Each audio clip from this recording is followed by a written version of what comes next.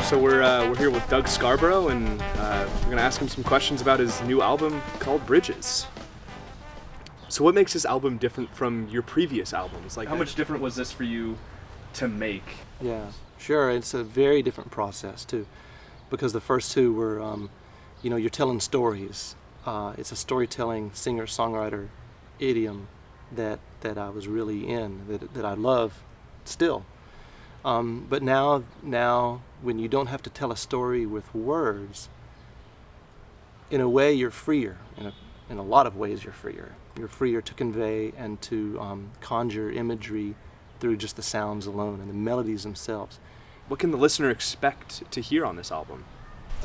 Good question, because you hear the words jazz and Middle Eastern music, you're like, what's going to happen here? Well, the words are problematic. So when you think of the word jazz, you think one of its main tenets is that it swings. Mm-hmm. This album does not swing. It's not like that anyway. So that beat, that quintessential jazz beat, is not in there. What Middle Eastern, classical, traditional Middle Eastern music has in it is a system of modes and scales called maqam, or maqamat plural. They use quarter tones, and these are notes that can't be played on the Western piano. They don't fall, they fall between the cracks of the piano. So you can't play them on like a piano or valved instruments usually, or anything with buttons or frets and things like that. But interestingly enough, you can play their maqamat on the trombone because it has the slide. And I may have said earlier that I think being raised in the Mississippi Delta and hearing tons of blues all my life has sort of equipped me to hear those subtle distinctions in pitch, because as we know, blues has that in the blues scale. You have that flat fifth and that flat third, flat seventh too, that all kind of hit notes that really aren't on the piano. And I just found it fascinating and full of power, full of, again, soul. They call it sweetness. When you hit that note and you stay on that note, that quarter tone, it just has this sweetness that Western ears hear it as wrong. It's like, that's the note that we get off of. Mm-hmm. We fix those notes, right? We fix them either downward or upward.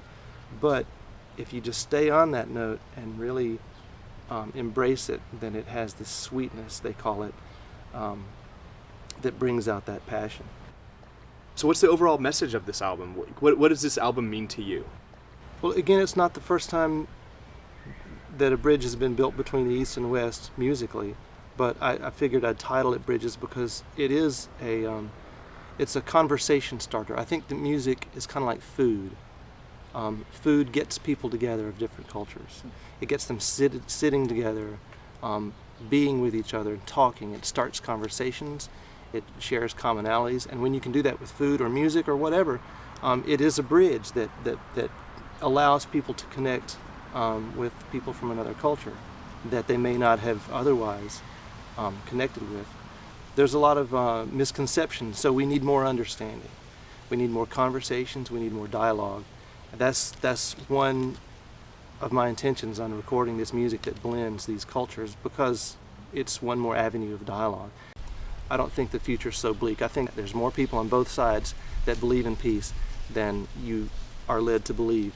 And if those people come together in this new age that we're living in, this new internet age that we're living in, if those people can see their commonalities, that's when we'll start to make strides at having real peace. So yeah, you visited Lebanon, I believe, right? And so you were kind of able to experience this firsthand? Yeah, they're so friendly to people and to kids, especially kids. They love life. They love, we can't walk down the street without somebody asking you to dinner. Interesting. So I was over there and just soaking up the music and the culture and the food, and just fell in love with their music and wrote the music for this CD at that time. So since you don't really play regularly with this band that you recorded with, what was the dynamic like in the recording studio? Oh, wow. Well, first of all, they're pros, and they play with tons of people as their daily job, essentially. That's what they do. They're studio musicians. They have teaching gigs, too, and they travel and tour and play with various groups. so they're very used to the process of coming in and getting the charts, rehearsing them for a couple days, which we did. We rented a house in Portland for 2 days, and we just blocked it out and just rehearsed all day for 2 days. And then we blocked out the studio for 2 full days, Kung Fu Bakery Studios in Portland. So we tracked there for the days 3 and day 4. The guys, they're, like I said, they're pros. They just bring the printed page to life in ways that I had hoped they would, and I knew they would, but it's always a surprise when they do. They don't overplay. Yeah. Because it's just like a conversation. You don't want to monopolize it. You don't. People tend to not like people who monopolize conversations. So when you get 6 musicians in a room, you have to be careful about who's running the ball. You know, who's taking over the lead in the conversation. So you're listening, you're playing back, and you're okay. He's got it.